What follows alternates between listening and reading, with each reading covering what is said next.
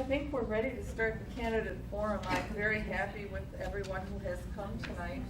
I just wanted to briefly go over the program. You should have received a copy of it. It's very simple. There were 5 questions that I mailed out to the candidates. This is Mike Notte, and he's running for the 30th House District, right? Thank you. Thank you, Pat. Yeah. Happy to be here. Oh, yeah. We're glad you did come. Okay. So, you had the question before. Why did you decide to run for this office? I want to be a voice for working class people, and I'm campaigning on tax fairness, that those at the top paying their fair share. Far too often that the middle class has been squeezed, and I've been learning at the doors of their concerns. As far as my personal background, I work at Chrysler. I call on suppliers of ship service parts. I'm a member of the UAW. As a member of the UAW, I'm with the Political Action Committee, CAP, and I'm very involved with CAP. And also my father for many years helping with his campaigns and the involvement there. So I believe it's a natural fit based on my personal background, my involvement with my dad, my community involvement, and that's why I'm going. Political experience? Yes. Yeah, wonderful. So that kind of ties in with the second question. What are your qualifications for this office? Well, as far as my qualifications, like I said, my involvement at work there, community action program at the UAW, and also my experience with my father and working on his campaigns and being very involved with him. And I believe that I'm a good qualified candidate for this position. Sure, you've done a lot at the grassroots level. Yes. Yeah. What do you feel will be the biggest issues you will face in your first year in the office? Okay, right now I'm working full-time after work. I'm going door to door, and some of the issues I'm seeing at the doors is that the infrastructure. People are concerned about the roads. I travel up and down Mountain Hall Road. We see how bad the roads are and the condition, and people are very concerned about the roads. And the Republican plan is for 2021 to be fully funded, and at that rate, it's certainly not going to weather the storm, some of these roads. And also the water, the drinking water issue with Flint. People are concerned about the water here in our area. Is it safe too? Education is another big issue people talk about. K through 12 funding, they want it to be increasing, not decreasing, which has been happening of recent with the Republicans being in charge. And also higher education with the university and trade schools, the high cost of higher education. Locally, Open University is raising their tuition costs by 4% in the fall. Last year was 8%. It's out of control. Also good paying jobs, very important to the district. This district encompasses many auto plants, and people are concerned that these auto jobs are going to stay here in the district and not leave. And also the defense corridor runs right through the district. It's very important to be supportive of the defense corridor and those high paying jobs. TACOM has 8,000 jobs, and the carryover effect is to BAE and General Dynamics. And without TACOM being present, we would lose out on those defense corridor jobs. So it's very important to be supportive of defense and the auto industry. Okay, that's for sure. What does being a Democrat mean to you? Being a Democrat to me, standing up for the working class, being a voice for those that can't be a voice, that the underprivileged, those that need our help, and standing up for them and being their voice. That's what it means to be a Democrat, and using common sense and doing the right thing. And how will you apply democratic principles to your new position? Yes, if I'm elected, as far as weighing out the issues, and when I'm faced with a vote, I would first and foremost look at how it would affect the quality of life in making this decision, and also with respect to one's own dignity, and taking it very seriously. People are entrusting me to make these important decisions, and I want to make sure that I'm basing this on the overall quality of life for all people, whether Republican or Democrat, right. And taking that very seriously. Well, that's very good. Well, thank you very much. I appreciate it. We've got quite a few people. Thanks for coming. Thank Mike. you. I know you've been busy. There is only one person that came tonight that I know of for sure, and that's Fred Miller for the clerk, for the county clerk office.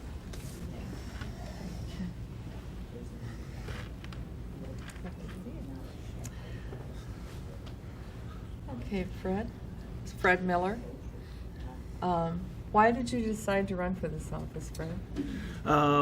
So I'm running for the office of Macomb County Clerk, Register of Deeds. As to state the obvious, or maybe everybody knows at this point, our longtime county clerk, her name's Carmela Sabaugh, who has served with distinction for 24 years, almost an entire generation. Yeah. She's moving on to the next chapter in her life. And so I'm running to succeed Carmela. I'm proud to have her endorsement, and hopefully we'll work to get the endorsement of the folks in this room as well. So I'm running because, honestly, I love serving. I love serving the public. I love serving people. I've been very blessed to be in a position to do so as a staffer for our great U.S. Senator Carl Levin, former Congressman David Belanger. I spent some time working in the state Senate as a staffer for Ken DeBosart when he was in the state Senate, and had the good fortune to be elected to the Michigan House of Representatives, representing Central Macomb for a number of years, for 6 years, and currently serve as a county commissioner. So being able to be in a position to help people with their problems, to make the system work properly, it's such a charge, personally. And so I guess it's a little bit selfish because I love to do what I do. But I also believe that more than ever, we need good people in government. We need people who are interested in putting people first. We need people who are going to stand up against the Trumps of the world. The right-wing zombies that currently dominate Lansing, Rick Snyder and company, and we need good people who are going to serve with integrity. And so I'm kind of following a calling, and I'm proud to have been able to do that and hope to take my service to the next level. Okay. What are the qualifications, you've mentioned quite a few in your first statement, that you think you bring to this office? So, as I mentioned, my service as a state representative, I first touched on a number of issues that are relevant to the clerk's office, and in fact worked with Carmela and then Oakland County Clerk, now Secretary of State Ruth Johnson, to pass mortgage foreclosure redemption legislation, which, without getting too much into the weeds, help people in the height of the foreclosure crisis to help redeem their homes faster and empower the Register of Deeds to be able to help people do that. So that was kind of a taste, but also in the state legislature, I worked on some election issues. I co-sponsored legislation to make no reason absentee voting statewide. Of course, that hasn't happened yet, but worked on those issues in the state legislature, along with other ones. Currently, as a county commissioner, I served on the first board that was after we passed the charter. And so that board authored a lot of the foundational documents for our new county government, which included the ethics ordinance, which I'm proud to have played a role in developing, which cracks down on nepotism in hiring, conflicts of interest, as well as other things in county government. And we also authored the purchasing ordinance, which put in place important checks and balances between the executive and the board in terms of oversight of contracts, approving contracts. That measure was challenged by the executive and his legal team and went all the way to the Michigan Court of Appeals and was upheld. And so I'm particularly proud of that one. So, but beyond all that stuff, the County Board of Commissioners works closely with Carmela's office, the Macomb County Clerk and Register of Deeds, to provide oversight, to work with her on her budget. I'll give you an example. A couple years ago, we saw really a tidal wave of applications for concealed pistol licenses, so much so that it overwhelmed the staff's ability to really process these in a timely fashion. And so you're talking about an important constitutional Second Amendment right of people to have access to concealed pistols. And so we were able to work with Carmela to find additional funds to add capacity to her office, so we were able to really expedite that process. So that and really to get a firsthand look at the work that Carmela and her team do, and has really been an education, and I hope to be able to be in a position to carry on her tradition of service. Wonderful. What do you think are the biggest issues you're going to face? So I think there are two buckets. Think about the internal issues and the external issues. The internal issues, coming into an office where someone has been the head of it for 24 years, there aren't many people there who have worked for anybody but Carmela. So I want to be respectful of that team, because literally they've been recognized by national awards for the work that they do. But coming into an 80-plus person organization, you have to be respectful of the people that are there, respectful of their expertise, Sure. and making sure that that office is run as administered properly and Sure. efficiently Sure. is very important. So I view that as an issue, as a challenge, as something to be addressed by anybody who comes in there. Absolutely. So that internal and external, I think one thing that Carmela has, that what has made her so special, is that she's been able to be an advocate, but she's always been able to be fair. And she fought for her democratic principles, for our democratic principles, when it came to erosion of voting rights and other things. And nobody ever really questioned her fairness, her decisions, exactly. But I think we're going to continue to see those assaults on voting rights coming from Lansing, as well as continuing to push costs from Lansing down on local government. We've seen Lansing politicians balancing the budget there by putting it on the backs of locals, including the county. And we're going to need to stand up against that and be a strong advocate the way that Carmela has to make sure that that doesn't happen, because there are so many critical services that are administered by the clerk's office that people need. And if they to foist these unfunded mandates and to foist cuts on locals, they can say in Lansing that their fiscal house is in order, but we know that it creates problems locally for people to have access to critical things. So it really, to answer your question, it's internal issues and external issues to advocate, to work on these issues, and also be a good administrator of the office. So what does being a Democrat mean to you? When it was alluded to, Senator Sanders, Secretary Clinton, the coming together, I saw the words on the podium, "stronger together." And no doubt that's been, I'm not a neophyte in politics, no doubt that's been focus grouped and polled and whatnot. But really those two words, "stronger together," mean so much to me as a Democrat, because we recognize that inclusion is a core democratic value. Yes, it is. That's supporting working people and patriotism, not divisiveness. That's what it means to be a Democrat. I think Democrats understand intuitively that America does better, that big business does better, that people at the top do better when working people do better. When unions are strong, when trade deals are fair, when we protect American jobs, which are core democratic values, the people at the top do better when all that happens. Absolutely. So being a Democrat to me is stronger together.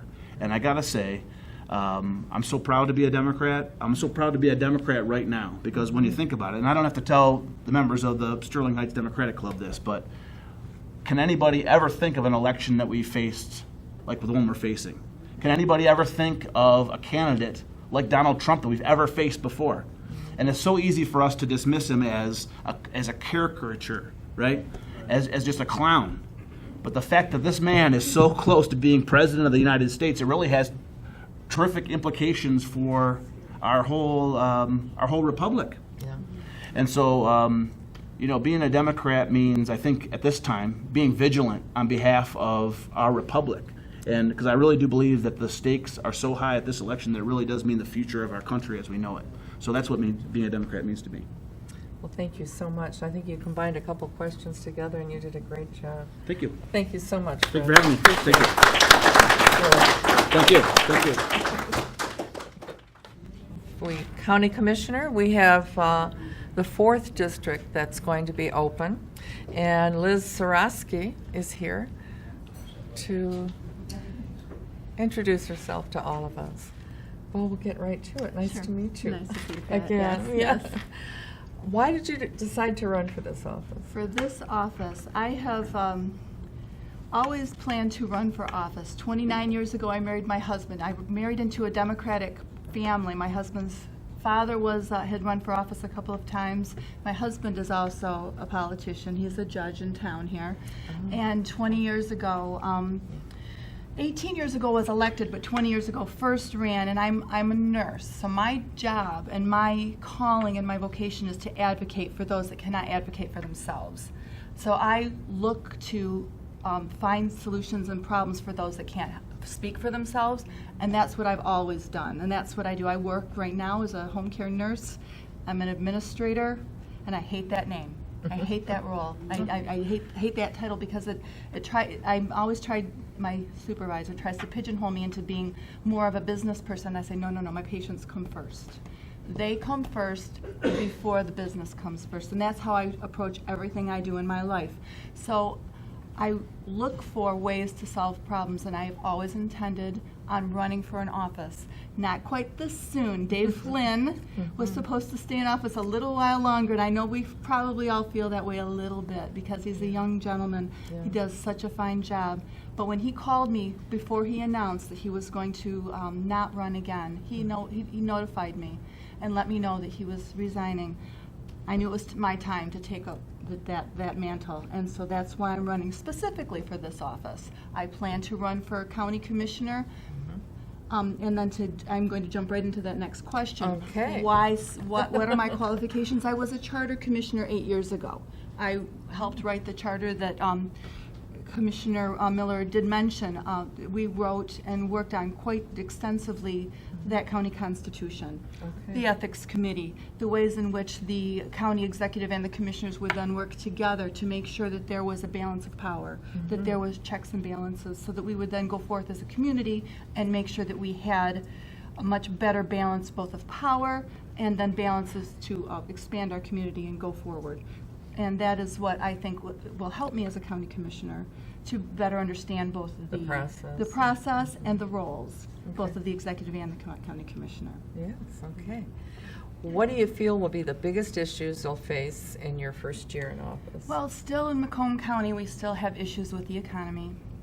And we still need to make sure that we are, as commissioners, specifically for commissioners, that we are supporting and making sure that our services that we are providing the best services we can to our citizens and our constituents. So that's I think our biggest issue. Budgets are always trying to be shaved and cut from the state because we make sure as county commissioners that we distribute the money that the state provides for us. Okay. So we need to try to make sure that those constituents are given the best bang for their buck that they can get. Well, there you go. That Yeah. sounds good. What does being a Democrat mean to you? And it goes back to who I am and what I am as a nurse. Right. It means supporting the people that are vulnerable, that cannot speak for themselves. Those that can speak for themselves, we need to make sure that we rally together. As Democrats, we do support, and we are the people that take up the torch maybe of the people that are the working class, or with the teachers. They're there for the kids. We need to make sure that we're not for big business so much. We're there to promote our economy, absolutely, but we're there for the people that cannot speak for themselves as much. Okay, So. that's good. And how will you apply these democratic principles to the new position? Well, as obviously, I'm going to be making sure that those that are vulnerable are heard, that their rights and that their needs are met to the Right. best of our abilities. So often they don't know what's available. Absolutely not. Yeah. Yeah. Well, that's wonderful. Okay, so good. You've answered all of them. You Okay, did a very great good. job. Thank you, Thank you Beth. so much. Thank you. Thank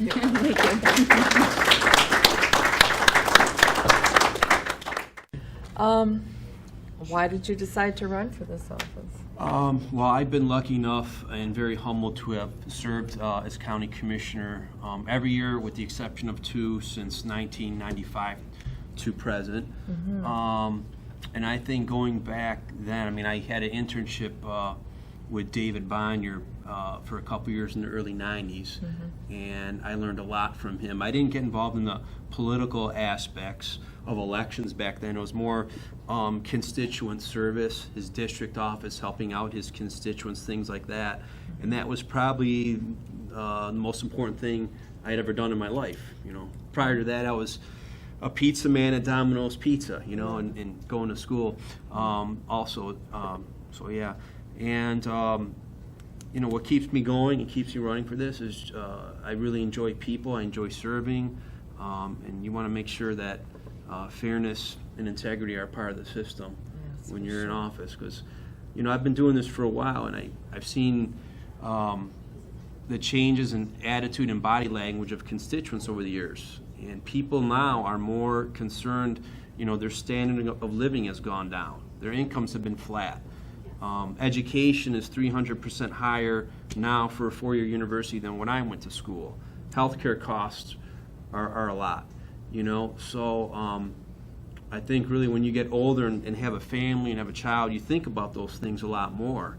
And that's a really big concern of mine. I know county government, that's more of a national type of thing, but that keeps me motivated in terms of what I can do as a county commissioner to ensure that those things are in place to help out working people. Right. That's a very close relationship to the citizens of the county, isn't it? Sure, absolutely. Yeah. So what are you've kind of touched on this qualifications Sure. for this office. Well, I have a degree in economics from Michigan State, master's in business at Wayne. Like I said, I've been a commissioner for a number of years and been very grateful for that to serve. I also am a small business owner in Sterling Heights for the last 15 years.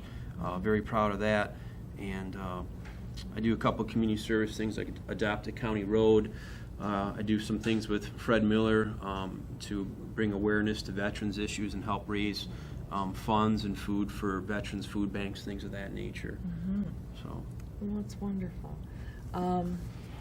What do you think is going to be the biggest issues you'll face in this first year when you there are a lot of big issues being a county commissioner. One thing that Mike Notte said, obviously roads, infrastructure, and water quality, that's a big thing. That affects everybody at every level of government. That's probably something more, obviously, at the state level to deal with. But what I would say is the most basic function of public service at any level, whether it's at the school level, county level, state representative level, congressional level, is really the money coming in and the money going out. It's the balancing of the budget. And that exists in our household income. In my church, we had some issues in our church a couple years with the budget, and we had to balance it.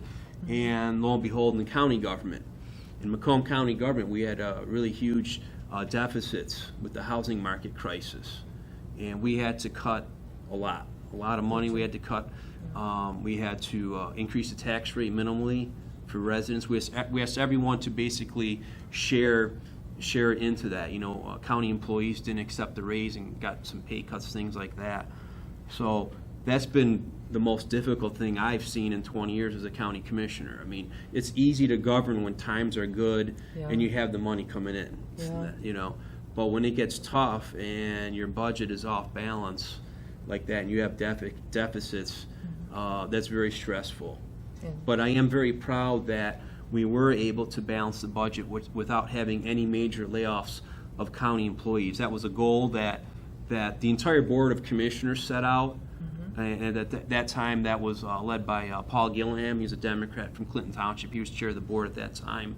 So it's one thing that I was very proud of, that we were able to do that without any major layoffs.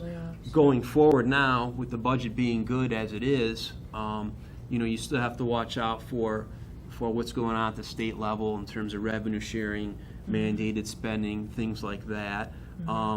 I think that there has to be a better working relationship with the Board of Commissioners, which is the legislative body of county government, and the Office of County Executive, which is sort of the presidential side of county government. We have to work together and figure things out, because this new form of government, county form of executive government, has been in existence since 2011. So it's still relatively new, and we have to figure things out and work together, because it's the residents that benefit from things that happen. It does, yeah. That kind of combines what being a Democrat means, what you just said. Sure. Being a Democrat in the Board of Commissioners is very important to me. Since I've been up there for the last 20 years, we've had basically a Democrat as chair of the board every year, with the exception of 2. So we're very lucky for that. And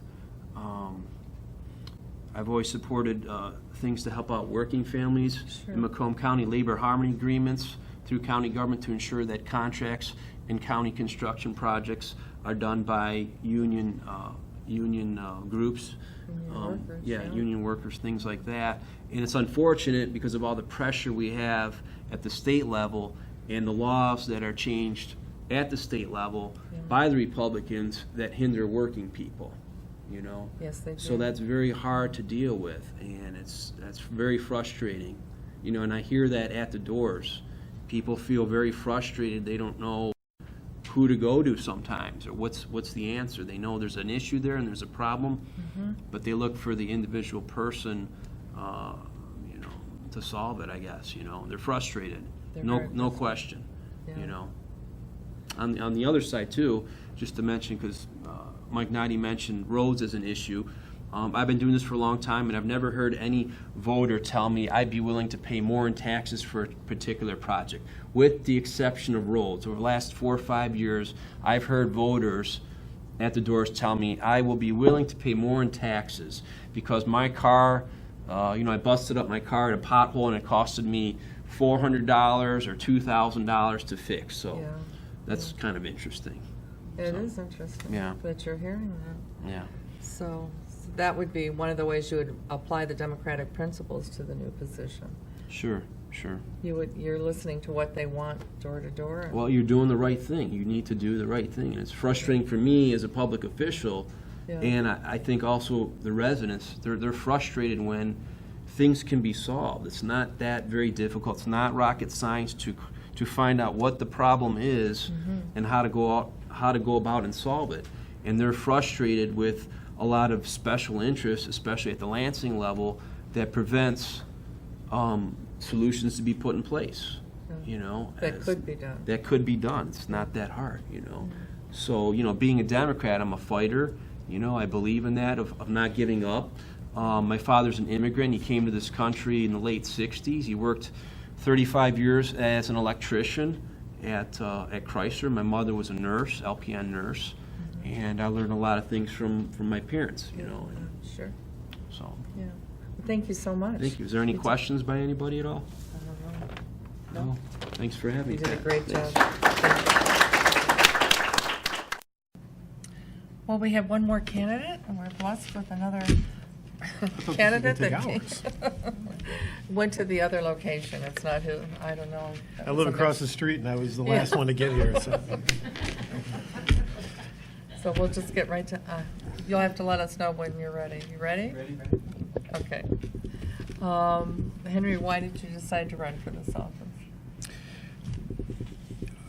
You know, back in 2010, I ran for Congress. And I ran for Congress.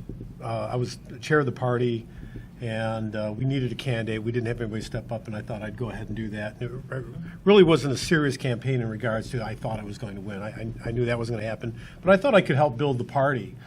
And working on that campaign and going out and meeting people in places I was unfamiliar with, you know, throughout the entire thumb of Michigan, I realized that people had something to say. They had things to get off their chest.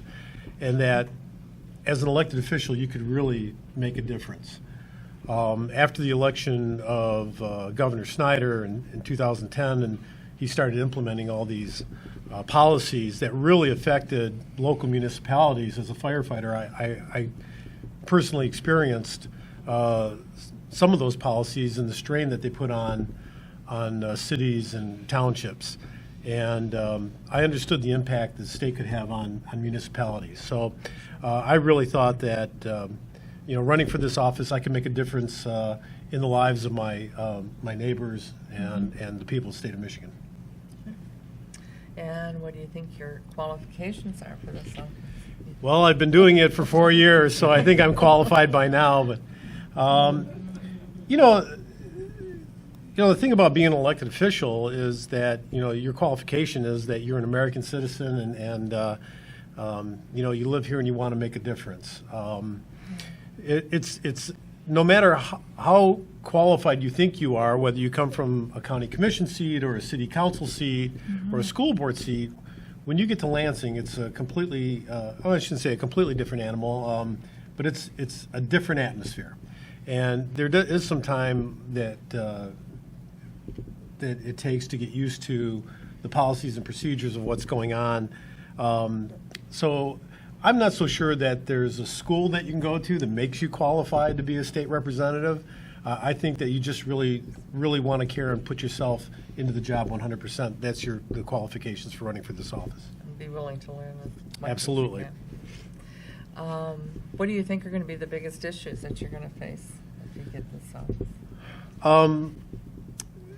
You know, my constituents, and I was out campaigning all day, today, all week, and all month, frankly. I've been campaigning, and there are some very key issues that really affect the citizens and the taxpayers. We're not hearing so much about roads this year, but I've heard time and time again about auto insurance.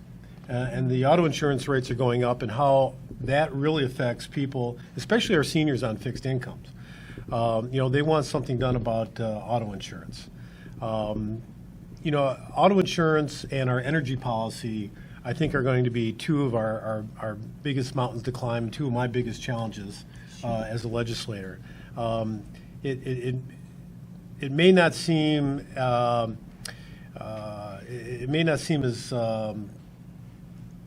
simple as, say, just tax cuts or what have you. The policies when it comes to auto no-fault insurance or energy are very complicated, and that's one of the reasons why we haven't gotten anything done yet. They're extremely complicated issues, but they are issues that impact everyday citizens, and those are issues that are going to be very difficult, and I'm willing to tackle. Oh, that's great. What does being a Democrat mean to you? Being a Democrat to me means that you really care about. I've got to be careful here because I don't want to say Republicans don't care, but I think we look at things a little bit different way. It really is about community. I believe in rugged individualism and pulling yourself up by your bootstraps, but I also believe what Bill Clinton said. You want a hand up, not a handout. And I think too often people on the other side see a hand up as a handout, and I don't see it that way.